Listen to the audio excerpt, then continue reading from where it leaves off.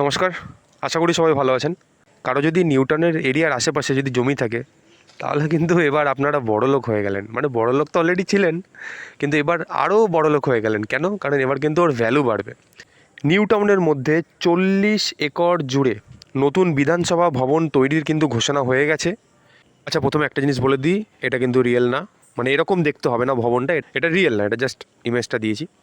কেউ আবার ভুল করে আবার ভেবে নিয়েন না যে আচ্ছা তার মানে এরকম দেখতে হবে, নতুনটা না, এরকম না। এটা জাস্ট একদিন নর্মাল দিয়েছি। তা আচ্ছা, নতুন এই ভবনের প্রয়োজন কী ছিল? পুরোনোটাই তো ঠিক ছিল।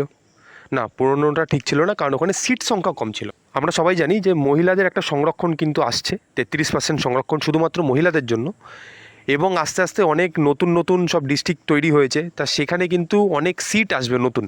তা টোটাল যে এখন সিট আছে তার থেকে বাড়িয়ে অনেক সিটের প্রয়োজন আছে। তো এই জন্য নতুন একটা বিধানসভার দরকার ছিল। যতটা জানা যাচ্ছে এখানে প্রায় 400 জন যেন বসতে পারে সেই সিটিংয়ের ব্যবস্থা করা হবে। এবং এই যে নতুন যে ভবন তৈরি হবে সেখানে আধুনিক অনেক ব্যবস্থা রাখা হবে। সেখানে কিন্তু শুধুমাত্র বিধানসভা ভবন না, এখানে বিধায়কদের আধুনিক আবাসনও তৈরি করা হবে পাবলিক মানি ইউজ করে। তাই এটা এখনও সময় আছে, এই যে যাবতীয় জিনিস যে তৈরি হতে এটা অনেক সময় লাগবে, এখনও এত তাড়াতাড়ি হবে না। তা কেউ যদি মনে করেন যে না ওখানে জমি কিনে নিই, অবভিয়াসলি কিনে নেবেন, কারণ ওখানে কিন্তু ভ্যালু বাড়বে আরও। আর অলরেডি যাদের জমি আছে তাদের তো কংগ্রাচুলেশন। তা এইটা কিন্তু হতে এখনও দেরি আছে।